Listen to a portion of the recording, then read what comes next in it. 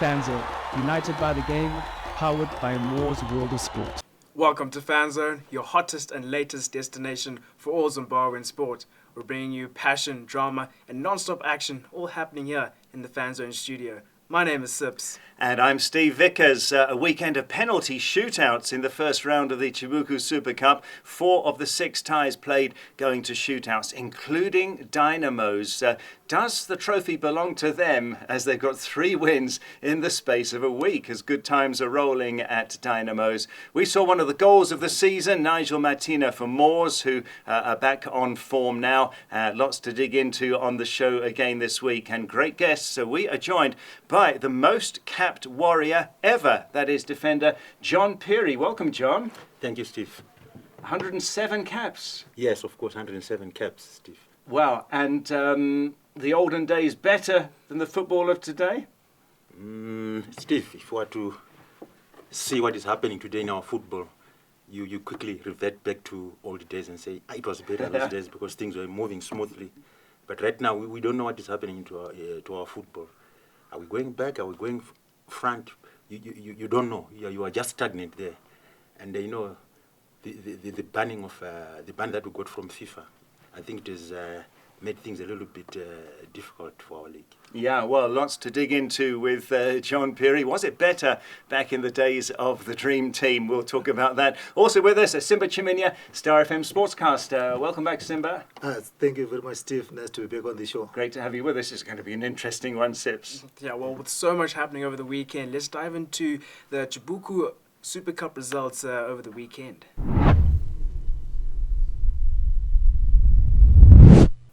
What a crazy weekend of footy in the opening round of the Chibuku Super Cup.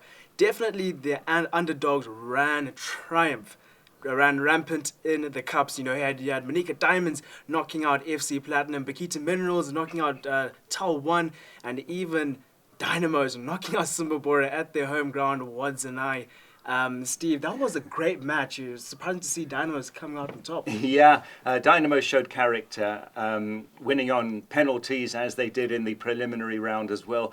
But they're on a roll. It was strange to hear new coach Kelvin Kaindu calling us we, as he was coach of Dynamos, big rivals Highlanders. But I don't know, he seems to be turning things around, Simba. What do you think? Yeah, but you also look at Dynamos, you think that they're tailor-made for the Chibuku Super Cup, and they're kind of becoming the new cup kings. In the yesteryear, we used to have Caps United, and then when this cup returned, we had Harare City dominating this cup. And now Dynamos, and you look at the Ghanaian factor within them. Last year, when they moved to win the Chibuku Super Cup, we had Emmanuel Paga coming in with crucial goals, and then Frederick Ansaboche also coming in with a crucial goal, and the Ghanaian was also making his debut. Hammond also getting that equalizer, that 10 things for them. And for Dynamos, once you fail to score against them, and then they take the game to the penalties, and Tatenda Makoni coming in with that effect, the player that comes in to save the penalties for them.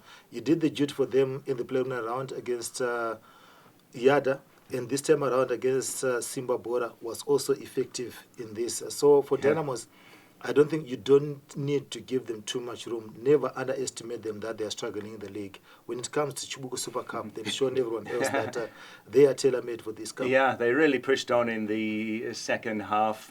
We were Googling to see who's this guy, Hammond. He was one of the lower key signings in the July transfer window. Just before the final whistle, Tatenda Makoni was brought on as the supposed penalty shootout specialist. He saved Isaskar Gururab's first penalty. So it worked. Or is it just luck, John? Are some goalkeepers better at saving penalties than others? Yeah, there's some goalkeepers who are very good at saving penalties, of which we saw this guy who did it for Dynamos. Yeah, I think it was a good thing because he saved the day, and there we are, Dynamos are into the next round. So everybody's happy. This is a 7 million team, you know. A lot of people are really happy today, but the performance itself, you can see that it's no longer the Dynamos that we used to know and see. They struggle nearly each game that they come into. But on this one, on the Chibuku Trophy, well, they did very well. They won. through the goalkeeper who saved a lot of penalties, So it's a good thing, yes, that Dynamos are still in the contention. Yeah, and Simba Bora, the final decisive nail in the coffin. Donald Mudadi, former Dynamos player, blazed his penalty over the bar to lose it for Simba Bora. Quite a game that was, Sips. Yeah, so much happened there. Lots of drama, lots of action. And even the post-match reaction from fans was outstanding. We're going to show you a bit of a clip between an old fan, and he was with Emmanuel July and Calvin Kaindu, the captain and the coach. And it was really emotional video, so let's have a look at that video.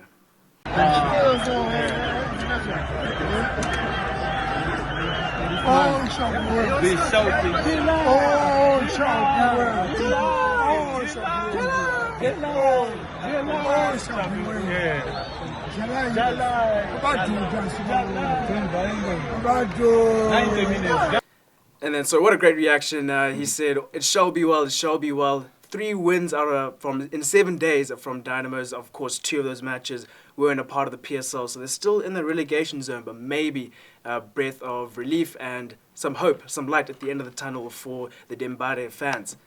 And over at Norton, we saw Moors take on Caps United, Makepe Kepe, the supposed Cup Kings, and I was quite surprised, Steve, actually, with the results. Moors have been very lackluster, but they're a lot more confident with the ball.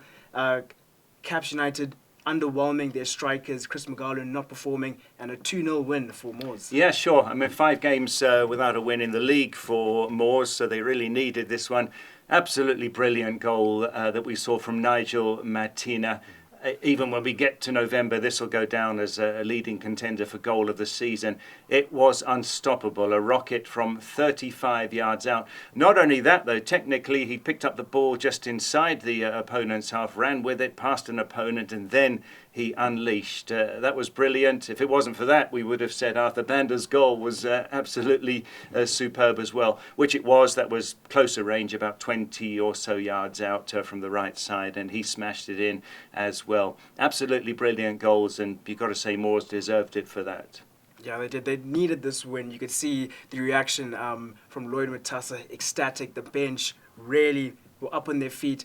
And also another important thing to add about the Moors Caps game is that they had the youngest debutant, Ethan Thompson, just 13 years of age, and he made his debut for Moors FC. So he is now the youngest debutant in the Cup tournament in Zimbabwe ever. So great to have some youngsters in there, and great for the sport. Yeah, amazing. At 13 to feature at that level, but Moors taking junior football seriously. We know that with their under-19s as well, but that's quite a stat, yeah. Yeah, definitely. Athletes seem to be getting younger and younger. John, I'll bring you in on this topic. We know that when it comes to teams and national setups, you want to get your youngsters in there as soon as possible and get them in that experience. However, is there an age limit? Is 13 maybe a bit too young to be playing at that level? Yeah, if you look at according to the rules of FIFA, there's a certain age that they really would want to start from. But there is a young man who's very blessed with age, who has come in and just hit a record, I would want to say, in our Premier League. Huh? He's 13 years old, and he's really doing things that at his age you wonder and say, where else has it happened? And yes, of course, miracles happen. So I will just stand on saying, look, it's a miracle to see a 13-year-old play in the Super League in our nation. Is it football that has gone down, or is it the young man is very good at it? So yeah, yes, I pray that he does very well. He doesn't get injuries as soon as he's still young, so that when he gets old, he's really fit for the game again. Yeah. Well, 13 years of age, and it sort of rounds up how well Moors have been playing. But we're really seeing, revived teams. I think, already on match day, we come to match day 25 in the PSL, and with the Chibuku Super Cup, it gave teams a new, fresh, clean start, which is why I think we saw so many upsets over the weekend. Bakita beating Tal1 and etc. Manika Diamonds and FC Platinum. Simba, you were there at the Tal1 versus Bakita Minerals game. What was your highlight? I think when I saw the lineup from Bakita Minerals, I could tell that the coach wanted to give a run to fringe players, young players, some of them that had just joined the club during the mid-season transfer window. And they were full of energy. They dominated from the start to the end, and it was not a fluke that they got the lead first through tonight, Simba. And actually, he should have scored a bit earlier.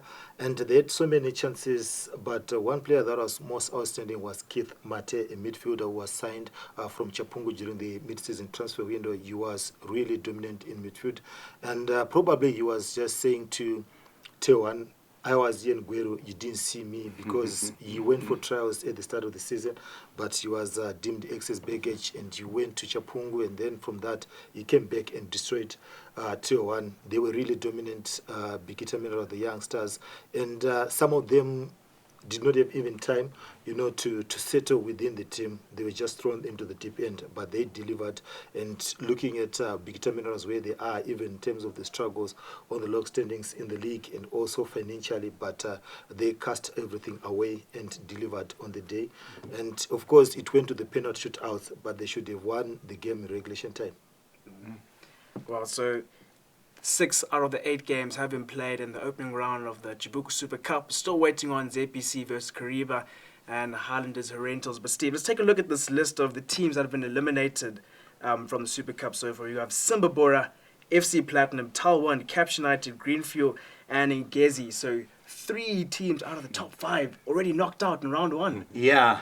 Ngezi losing that shootout to Triangle, where there was only 2 missed spot kicks. That was one shootout where almost every ball was going in. For Simba Bora, it might help them maybe with the league focus now, plus the CAF Champions League. They got a team from Eswatini, as the draw was made on Saturday in the preliminary round of the CAF Champions League. They might end up playing another Simba in the first round, Simba of Tanzania, who are playing Gaborone United in their preliminary round ties. So they do need to be very ready for that if they get to that stage. So might maybe not be too much of a loss for Simba Bora going out. But yeah, you could tell teams were really fired up for this first round. Yeah. Well, with the first 6 matches being played, we're going to do our team of the week now. And as we said before, we preface, obviously we're still waiting on 2 of the matches, but at the time of recording, those matches haven't been played. So we're going to go ahead with our team of the week. So Steve, for the opening round of Chibuku Cup, what does it look like? Yes, so in goal, it has to be Tatenda Makoni, the Dynamos keeper, who was brought on specifically for that penalty shootout and saved the first spot kick, which was so important. In defence, we've gone 3-5-2 this week. You can agree or disagree with us. You can post your comment. But Clive Kwangwari was outstanding at the back for Moors. Very, very solid performance. Impressive once again was Dynamo's captain Emmanuel Jalai. Very advanced role against Simba Bora down the right, almost up there as a forward on many occasions was Jalai, who's really enjoying his football and as always playing wholeheartedly. Gareth Madake for Scotland in their victory came up with the assist. He's in our team of the week as well, with a clean sheet too for Scotland in the 1-0 win. Moses Shidolo, who got the winner for Scotland after 15 minutes. He makes it amongst our midfielders, the Namibian scoring the only goal there. Nigel Martina, well, what can you say? With that goal of the season, contender has to be in the team of the week. Inacio Perezo for Dynamos. He's a player who's been blowing hot and cold this season, but his game seems to have improved. A lot of skill for him down the wing. And he was responsible in part for Dynamo's improved second half performance against Simba Bora. We heard from Simba there, Keith Mate from Bikita Minerals, the former Chapungu player. Really impressive there in the win over Tel 1. Blessed and Dereki for Simba Bora in the heart of midfield. He had a good game as well. And then our 2 strikers tonight, Simba of Bikita Minerals, who got the goal, and Arthur Banda for Moors with his ferocious second half goal as well. Those are the 11 that we rate from those 6 first round ties. You can agree or disagree. You can post your comment in the comment section. Yeah, I was really impressed with Emmanuel, Steve. He led from the front, he played well, and he really spurred on the Glamour boys, and I think he rightfully deserves his place on that. Yeah, second week in a row in our team of the week as well for Jalai.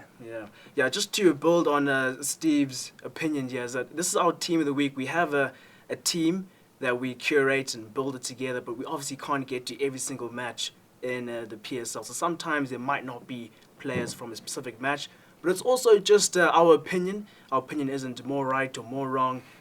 So yeah, keep challenging our opinions and keep challenging the team of the week. I understand there's a bit of a friction between a fan and a Fanzone commenter about the team of the week, but keep challenging and let's keep having fun with this team of the week. But that sees out the Chibuku Super Cup, and as many of you may or may not know, we also like to keep tabs on Division 1 because we believe it is important. It's what feeds into our PSL and very important in the development of Zimbabwean football. So our analyst and our star, Simba Chiminya, he's going to be giving us a rundown in the Division 1 update. So what's been happening in Division 1, Simba? Yeah, thank you. So the Central Region Soccer League retained this weekend, and the top two teams managed to restart after the mid-season break with wins. So the log leaders, Shesham, beat Matobo 4-2. Matobo are based in Mapisa in Matabele and South Province. So they are also trying to come up with a team that is competitive. They have the likes of Denzel Kumalo, former Highlanders and FC Platinum midfielder. He signed during the mid-season transfer window. And then there is Takunda Sadiki from the Sadiq family, former Dynamos Highlanders, also a midfielder. He was with in Botswana. There you also send for them Makati Dube, former Highlanders, Bantu Rovers. So they bring that rural feel to the league, and they lost by 4-2. And the second placed Hard Rock, they managed to win their match at home 3-0. They're playing against Blanket. So you look at the third team that is in the Central Region, Gwanda Pirates. They managed to win 1-0 at home against MSU. And then you come to the Northern Region Soccer League. They are in their second week after the mid-season break. And the log leaders, Ngombe Awara, managed to get a win away to Palm FC in Mtorashanga. Praise Stone, the veteran, getting the goal for them. And then Agama, the team that is in second place, they managed to win 3-0 against Blanket United at Pura Stadium in Mount Darwin, and the regular scorers, record scorer in Division 1, Tinashi Balakasi, on the score sheet. He was on the score sheet the previous week, and also Greg Kufandada again, also getting a goal for them, including Emmanuel Chambara there. So you go to the Southern Region, and the local leaders in Kai United dropped points in a goalless draw to Hard Rock. Hard Rock coached by former Highlanders midfielder Mtulisi Maposa. And second place, the Blair Chiefs managed to win 1-0 at home against Zebra Revolution, owned by former Islander striker Mkokeli Dube. And then Wanke, they managed to come back to winning ways. 4-0 winners over Plumtree-based main line. And then you go to the Eastern Region. The log leaders were in action. FC Hunters, they beat Tongogara United by 3-0. And then the team that is in second position, Amasungo United, were not in action. They were on a bye. And then Tenex in third position, they were also not in action. They were participating in SADC prisons and the correctional services games. So they were not in action. So advantage there for FC Hunters. They managed to open a 5-point gap on top. Yeah, well, I was impressed by your knowledge of the Division 1 Simba, straight off the top of the dome. We also had a Fanzone admin who was able to catch up with Prince Matore, the Shesham coach. So let's take a look at what he has to say. We're excited. We needed this win. It was a scary movie. We knew Matopo, they've beefed up. We knew it was going to be a difficult match, but I'm happy we created chances missed, but it's a good sign for the team. We're seated at home training. We're not playing games, but now we've started the games. So obviously you start slow. But what is important is we've collected points.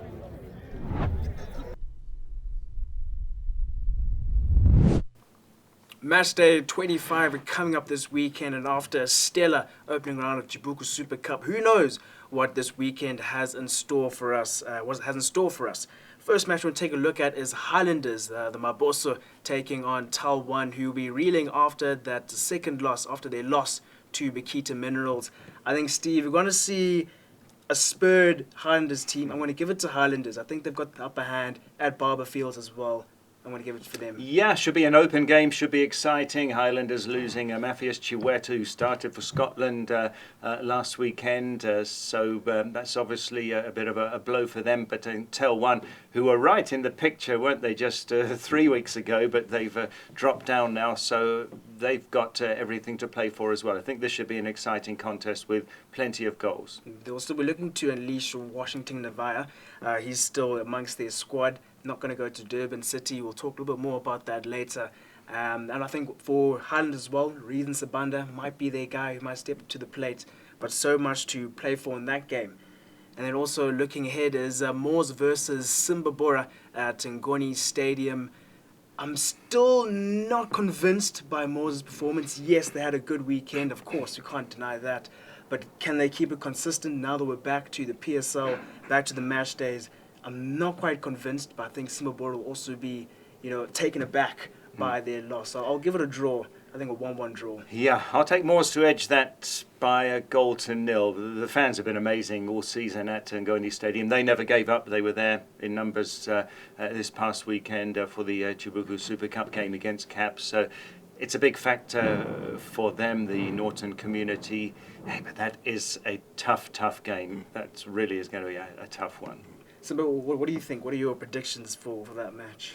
I think I'll give that game to Moors, like what Steve said. For Moors, Nejo Martina and Arthur Banda getting to score in the cup games, it gives them the confidence. And if you look, the league games at times get an effect from the cup games. That break might have an effect on how the teams are going to perform. And for Simba Bora, I thought that that was a moral sapping defeat that they suffered at the hands of Dynamos. And yes, they might want to come back in this game against Moors. But remember also Moors, after about 4 games without a win, they gained the confidence in this cup game, and they would want to use that now to relaunch their bid for the title, and I'm giving them the game against Simba Bora. Yeah, well, let us know your comments. Who you think is going to win? Your predictions, and the predictors open this weekend as well. But we're also joined by John Phiri, the most capped Warriors player so far. Do you think your title is up for grabs at the moment, John? Yeah, records are broken. Remember. I would love to see one of the youngsters take over, It becomes so competitive. Sometimes you would also want to produce another one who would want to take over. So by so much doing, there's a lot of improvement into the game, whereby it's not a one-man thing. We'll be together, in that pot to say, look, I can break that record. So, yes, I would love to see somebody breaking up the record. 107 caps, yes. We believe. We've talked about data on the show several times, and we don't have official records in Zimbabwean football. We believe Peter Ndlovu played 100 times and you played 107 times, but it could have been even more, according to other unofficial records. Yeah, it could have been more. You remember the time that I started playing, there was a competition, the Sekafa competition, that is like Kosafa today here. Some of the number of caps that I played in that tournament were not included to the side of our space, because it was for the East and Central Africa nations, and that were here in Kosafa, down south here.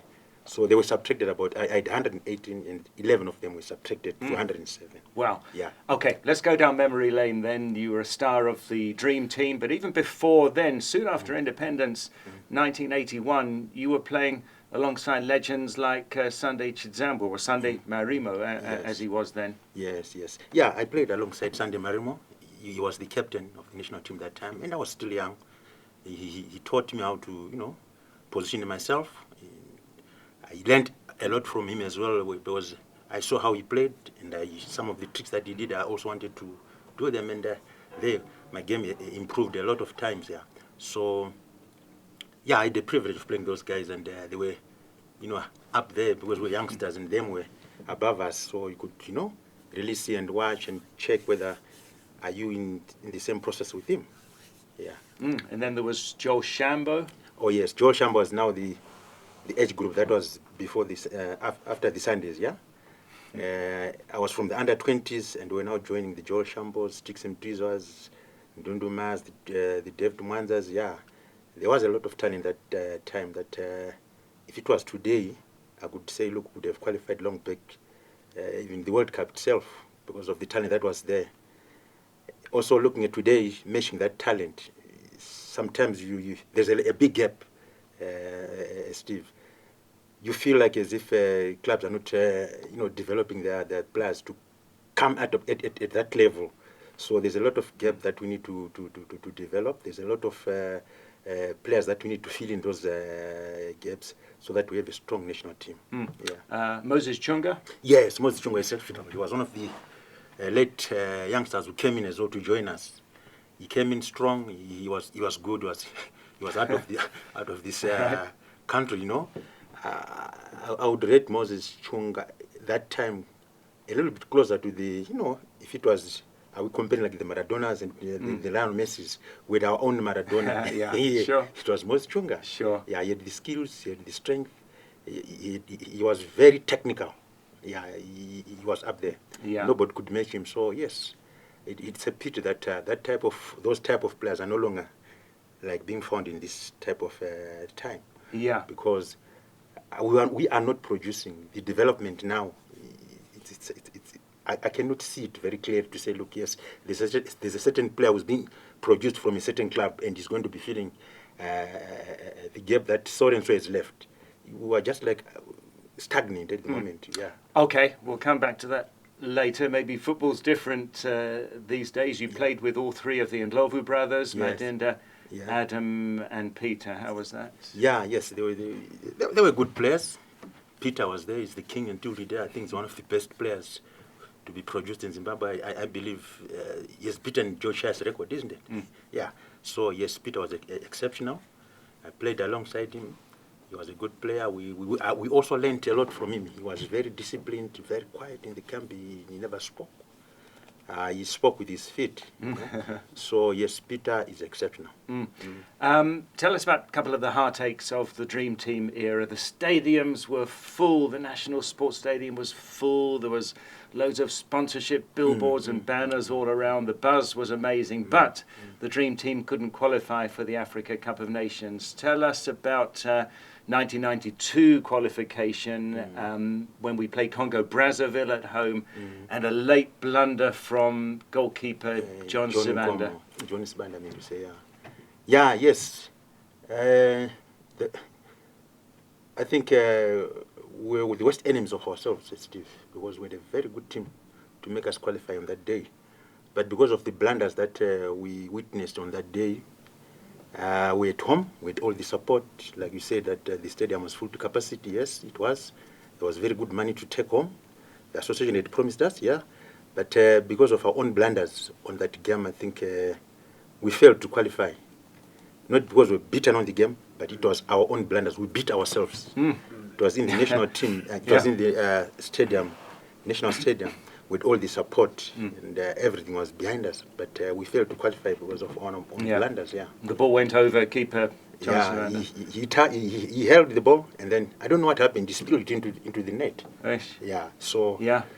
Those things happen, but it happened on a crucial day and on a crucial time. Ben Coffey was the coach, the one who said we'd never qualify. Yeah, he then cursed us and said, look, we never qualified to any competition. Even it went on for a time and people began to believe it, but I didn't believe it myself. Yeah. He said, even if we get a coach from the moon. Yeah, he said so. Okay. 1994 qualification, we World were Cup, hosting Zambia. Yeah. Kalusha Bwalia did it to us with that another late header for a draw. A slow header that... he took from the corner kick that was placed by Gibi Basel, I believe.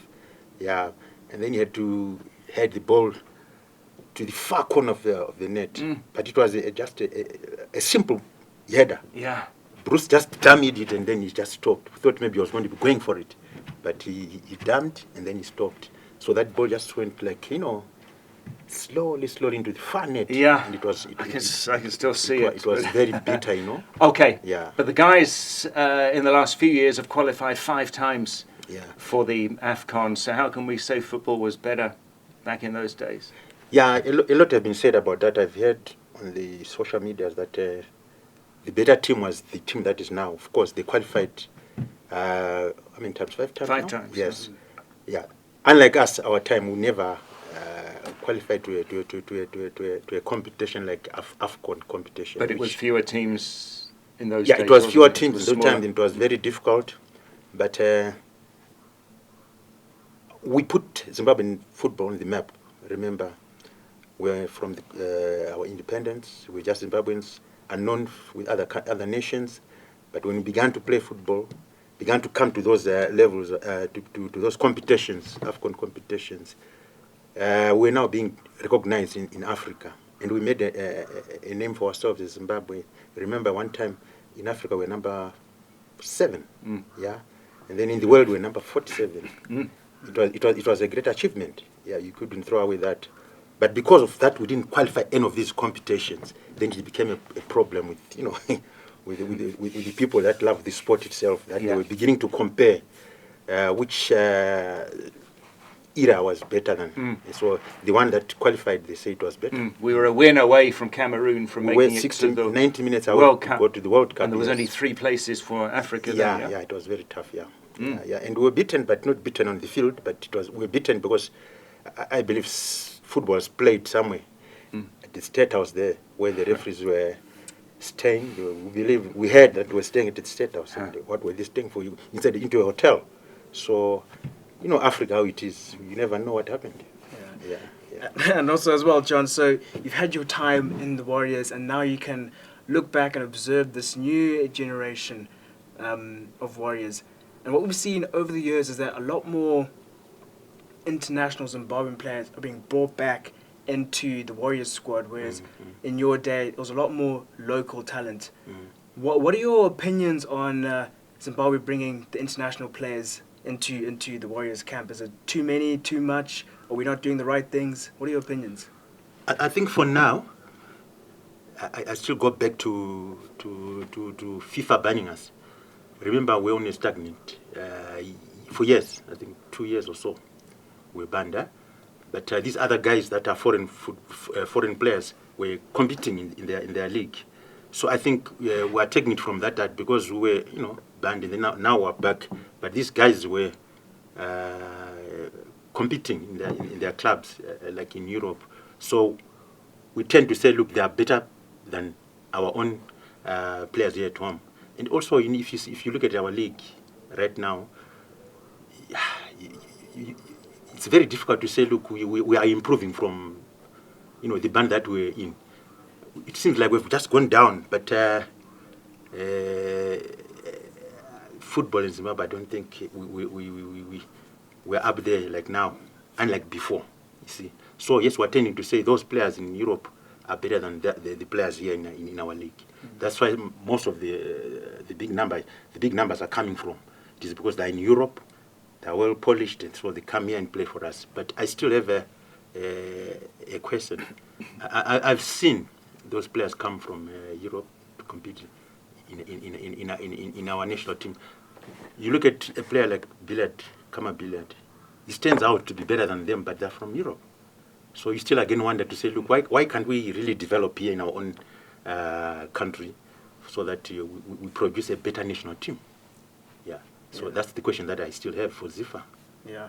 And you said the PSL league, the standards have gone down. It's not good. Yeah. What specifically is not good? Is it player management, the actual skill level?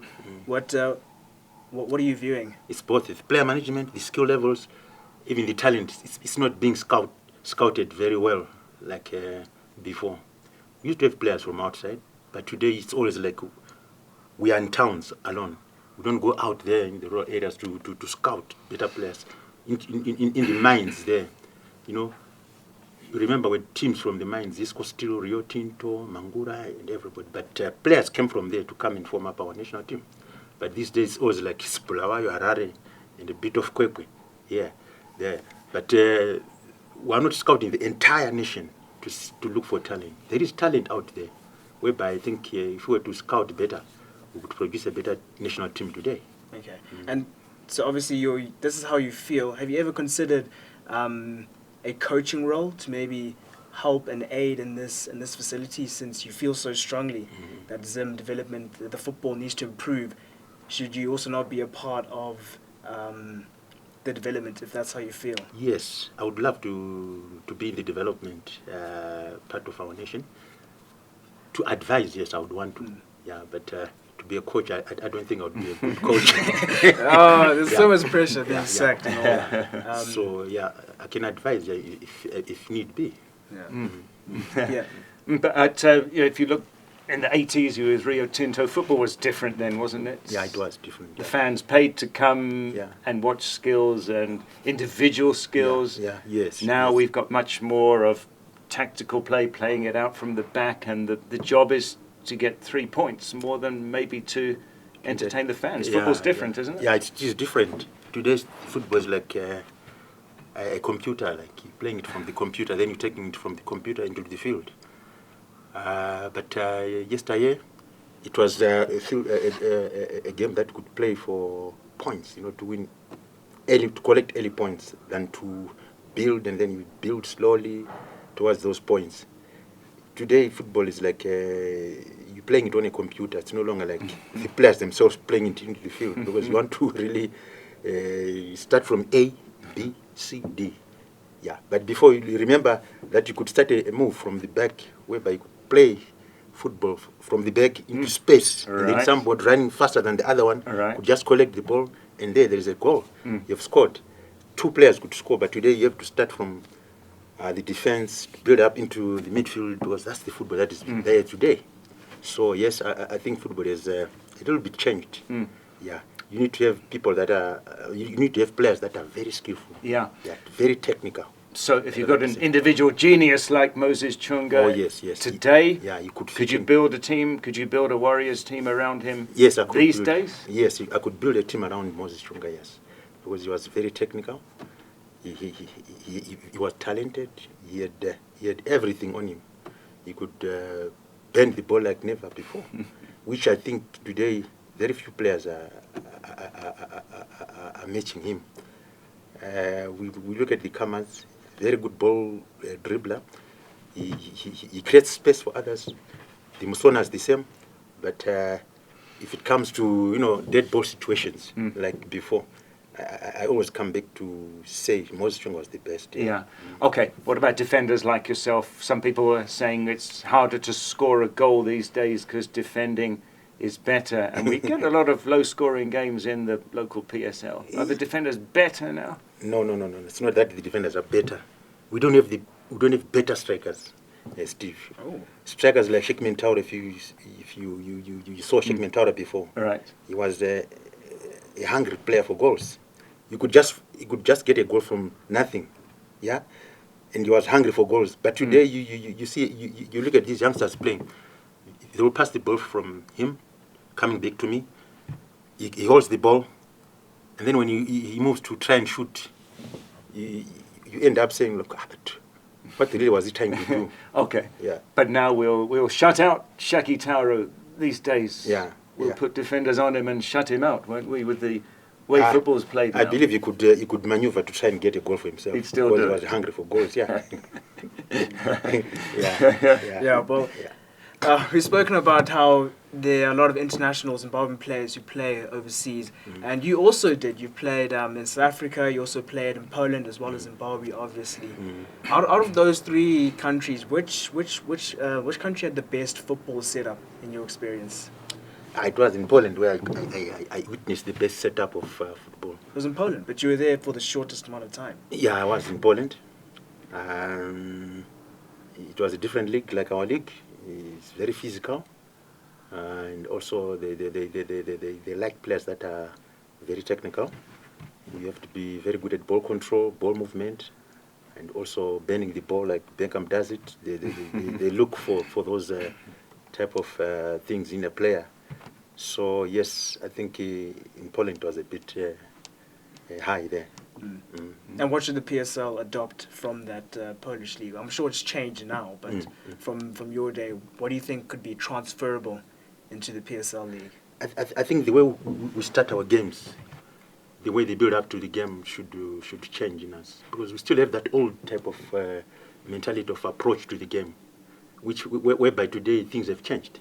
You see now, we need to know really that when we're going to watch a match or going to watching a match. Like, look, say you are a Dynamos supporter. You know how Dynamos plays. You know how Dynamos win the game.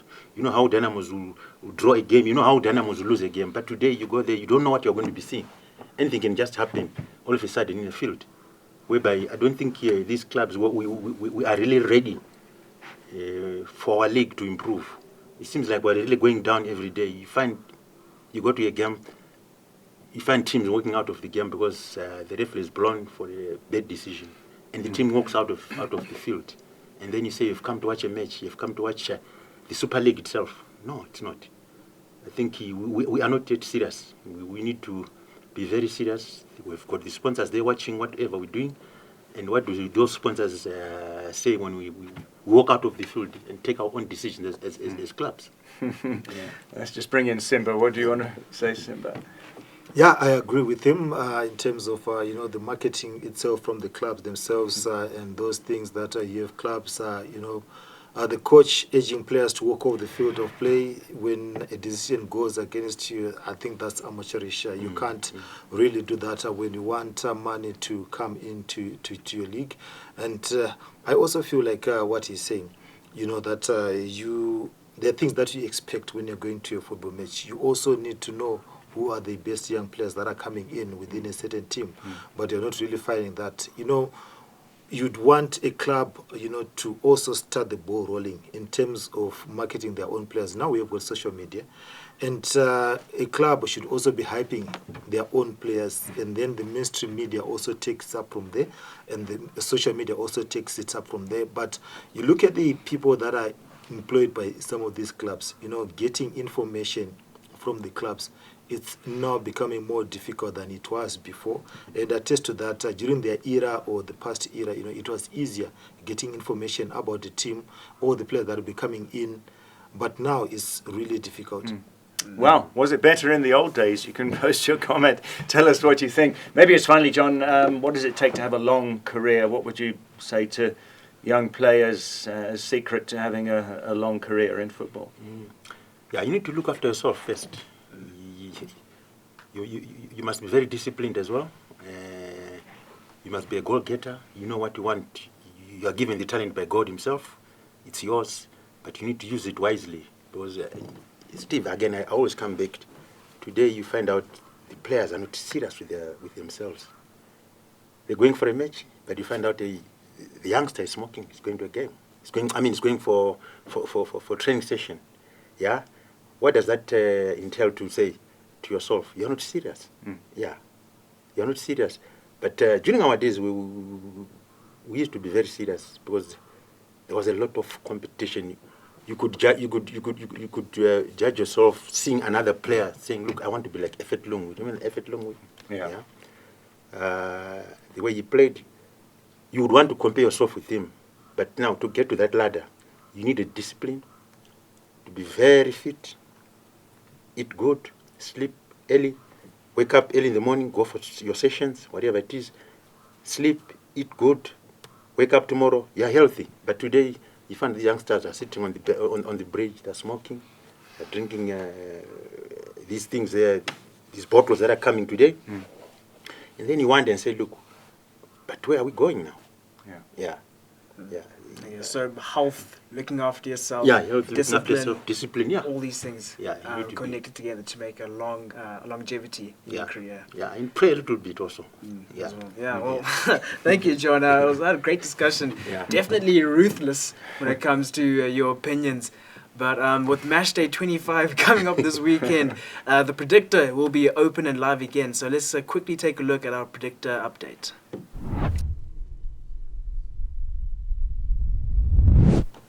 Alright, so our Predictor update, there was no Predictor over the weekend for the Chibuku Super Cup.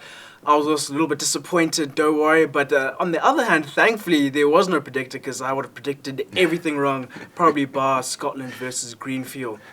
So Predictor is up, it's live this weekend. But in the last episode, we had an exciting news that a 40-inch TV would be given out if you had been doing your predictions as a sweepstake prize, and the draw has been done by AI, and congratulations to Nashi ZW, who's winning this 40-inch smart TV. It's 2025, 21st century.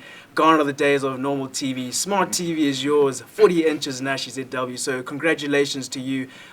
Make sure you have your phone on. We're going to phone you in a couple of days and get into contact. So if you know Nashi, send this video to him or her, whoever it is, and make sure they're on contact. But Steve, I'm looking forward to finally putting in predictions. I missed putting in my predictions this week. It felt different.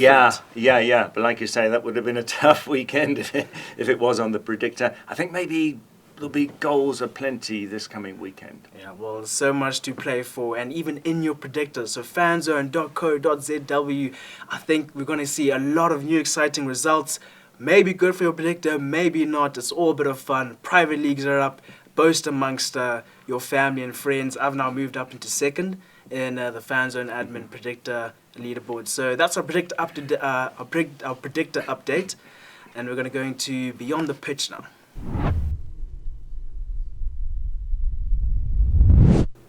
Beyond the Pitch, this is the segment where we take a break from the PSL, a bit of football, and we look to what else is happening in Zimbabwean sport. This week we're hosting again the Davis Cup at Harare Sports Club, so it's going to be a fun atmosphere, and we're hoping for some results here, Steve. Yeah, tennis, Davis Cup tennis, these have been the best of times if we go back a quarter of a century when Zimbabwe were up in the world group and we hosted the likes of the USA and Australia as well. That's when we had Wayne Black and Byron Black leading the team. Kevin Elliott also was supporting them, and we were a major force in Davis Cup tennis. Even in the women's, we had Cara Black winning Wimbledon's double title as well back in the day. So we've now find ourselves dropping down all the way to the lowly Africa Group 3, and we do make it up to Group 2, the World Group 2, but we don't have the talent to keep us there. So we keep on going up and down, and it's a bit tough for the guys, really. We just don't seem to have the depth. For this tournament, the top 3 get promoted, so we are highly likely to get there. There's the likes of Senegal, Nigeria, Algeria, Namibia. Those are our opponents. We should win this one outright, I would expect, with home advantage. But Benji Locke is out injured. He was injured too when we lost the Group 2 playoff to Morocco 4-0 at home. So that's why we're back down in the dreaded Africa Group 3, and we can't seem to get away from it. So Courtney Locke is our best player right now. We've got the likes of Ethan Savanda, still developmental players who just don't have enough talent or depth to take us higher up here in the Davis Cup. This is where it's frustrating for us. At administrative level, Tennis Zimbabwe, their president, Walter Jera, he's gone. He was suspended by the SRC. There's an acting president now. So we're not managing to find enough talent or to get players who are talented enough. I think Takandi Garanganga was one of the best in the post-Blacks era, but the issue with him was that he couldn't get the funding to go on to the international tour so that he'd get points and boost his ranking further. And since then, it's just been a challenge. We've got players like young Ronan TC. He's very raw at this level. And it's going to be a challenge for us to get back to where we were. Because when you get promoted back to Group 2, which we often do, there's too many good teams there. So, yeah, it's tough times for Zimbabwean tennis at the moment, Sibs. Yeah. I think, there's a lot of work needs to be done with our development. I do know, I have seen a couple of players who on scholarship in America, but it's been bringing them back and trying to convince them to play for Zim. They're normally trying to pursue a career elsewhere. Yeah, so and it's getting the funding then to go on the Pro Tour. But it'll be fun. Worth going along to Harare Sports Club. The drums will be beating there, and it'll still be some fun. It won't be like the glory days of 25 years ago, but it'll be good. Yeah, I know. It's also the kind of like the sports event that all the athletes go to. We had Hilton Mudariki, the Sables captain, on the set a couple of episodes ago, and he said he was invited by the Locke brothers. Kama Billiot was invited. I know this year Yvonne Mangunda is invited. So I'm going to head down, enjoy the atmosphere, see what's there. Will you make it down to your Sports? Oh, yeah, I'd love to go along there and spend a few hours watching, because it'll be good. There'll be some good tennis for sure. Yeah. And on to our second depressing topic and Beyond the Pitch is our cricket. Our Chevrons played the Black Caps in Bulawayo and ended very early, the second test, on day 3 by an innings and 359 runs. So that was actually New Zealand's biggest win in their whole history of cricket. So lots to think about. But yeah, as we said before, Sri Lanka's coming down later this month. ODIs, T20s, white ball cricket, where we're better at, and a much better competition. So we'll get a fairer an eye to see where we're at. Yeah, I mean, this has been humiliating for us. Yes, it was New Zealand's heaviest win. It was our heaviest defeat ever. And we didn't even reach the halfway stage of the 5 days. The first session on day 3 was extended by about 20 minutes so that we could be put out of our misery because it was just so hard for the Chevrons. Brendan Taylor, we had him here on his comeback. Got 44 in the first innings, 7 in the second innings, though. Nick Welsh, 47, unbeaten. It was our top scorer in the second innings there. But we were exposed terribly at this level. We really were exposed. And we've got to ask questions. There's talk of a 2-tier World Cricket League now. I'm in favour of it.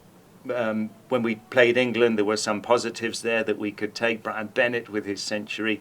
There weren't any positives really. This time it was a big humiliation.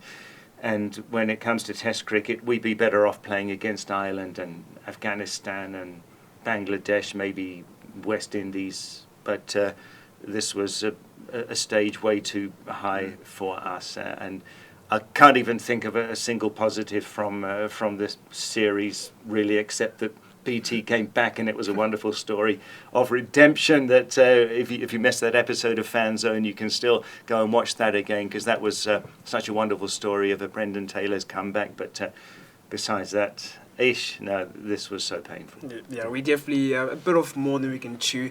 But as we said, credit to our cricketing managing director. This is the busiest schedule that the Chevrons have had in a very long time. And with Sri Lanka coming down as well, World Cup T20 qualifiers coming up, there's a lot of work to do. And it will be quite demoralizing for the players, but it's important that they push through. And getting away from Test cricket to white ball cricket will be a bit of a welcome relief. It will be as well. And so that that rounds up our Beyond the Pitch. I know, quite depressing.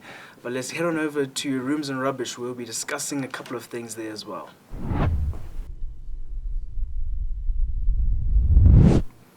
All right, Rooms and Rubbish. So this is one of the favorite segments. Remember, this is just opinion-based and stories we hear. Have a bit of fun with it. Don't take us to heart. We're just discussing rumours and a bit of rubbish. But the first rumour we want to discuss is Kundai Benyu is apparently being sought after in Saudi Arabia, and Caps have slapped a hefty $400,000 price tag, Simba. Do you think this transaction will go through? Yeah, when you look at the oil money from the Middle East, yes, you can say that it can go ahead. I remember during the halftime, the match between Scotland and Cape United, and Cape United owner Farage was bragging that he has got some offers coming in from the Middle East, but I didn't know who the player was involved. So now putting it after the reports that it was Kundai Benyu. And I also understand that Durban City in South Africa also wanted him, and I'm sure with Sekou Kune also wanted him because technically he seems to be a good player. So this kind of takes us back to what we were arguing about with John there, because Benyu, if you watch Caps, he's not head and shoulders above the teammates, but he grew up in England, he was trained, he was drilled, he was groomed there, and that's probably why he's attracted the interest in Saudi Arabia. Yeah, I think so. Maybe they've heard of him while he was in England, I think. But if you go down here, there are other better players that are better than him, isn't it? In terms of skill, yes. Yeah, in terms of skill, in terms of whatever it is. But, well, if he has got the chance to go to Saudi Arabia and prove himself that he's good enough to play for that league, why not? Yeah, he should go. And also sometimes, these things have got lucky. If luck is on your side, well, there you are. You'll be surprised that they will sign him before another player, and then that's it. That's history that would have been made through him, yeah. So, yeah, I would say let Benyu go. Tidy salary beckoning, no doubt. No doubt. And speaking of Durban City as well, Washington Divide has allegedly and rumoured to have turned down his offer from Durban City. seems to be very comfortable with Tal1, top of the league of the goal scorers with Believer Remu. I think maybe a good choice. What do you think, Simba? Yeah, but I think that going to South Africa was also going to take his career a bit notch higher, because look at the competition there, and you play for Durban City, you do well.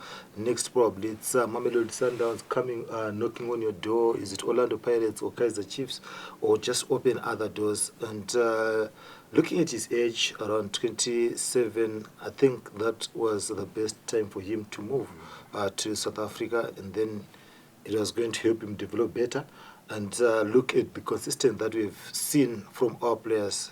This year is in good form, but there is no really guarantee that next year he was also going to be in the same form. You saw what happened with Highlanders. He was offloaded and came back to Tier 1. So I think if he stays at Tier 1 for another season, he gets into a comfort zone. And going to Durban City was going to push him to go a notch higher. So I think it was a wrong decision from him, and a rubbish as well. Right. Oh, interesting. Yeah, and then also another, should you call rubbish, or the rumor that happened, the alleged mixed fixing that was going around after that heavy defeat that FC Platinum suffered against Scotland, and so much happening and so much reported on social media about allegations of match fixing. And in this past game, the Chibuku Super Cup, Tubilisa Jubani was not in the team for FC Platinum, as well as goalkeeper David Bisabani was also not in the team. So we don't know, was it because of what was reported after that defeat to FC Platinum, or it's something else? Yeah, well, it's all alleged at the moment. We know Norman Mapeza was not happy with his team, and FC Platinum did say that they are looking into it. Should the PSL maybe step in and look into it, Steve? There's got to be real evidence for them to do that. Otherwise, no reason whatsoever. Yeah, but I like the way that FC Platinum as a club handled the matter. They just issued a statement to try and dispel everything that has been said, and said we are also doing our own investigations. Whether they are doing their own investigations or they believe there's something happened, but the fact that they try to dispel it until they have the concrete evidence of what happened, that's when then you can speak out. Remember, we had that Asia Gate, and so many players' careers were affected because of just blowing things. But do the investigations first, like what FIFA always does, and then you do your statement later and suspensions. Yeah, well, so obviously congratulations to FC Platinum, just attacking the issue head on and addressing it as it comes. Looking at Scotland, it's what a time to be a Scotland player, Scotland fan. The recent signings, Norwich Masonas, the plethora of players, Juka Manja, and now over the past week, allegedly, Marvelous Nakamba has bought shares in Scotland FC. I'm not really sure how much of a business transaction will be, but allegedly it was quite a fun thing. Yeah, I mean, you've got to be careful when you look at stuff on social media. It sounded like an enticing story, but for a start, Scotland are not a listed company, so you can't buy shares in them as such. Maybe it's some kind of an investment, let's say, but is it a profitable one? Because we know that these single-owned clubs, they want the glory of doing well in the PSL. So is it a viable investment? That's a big question there. Maybe there's some arrangement if players are sold there. But I didn't believe that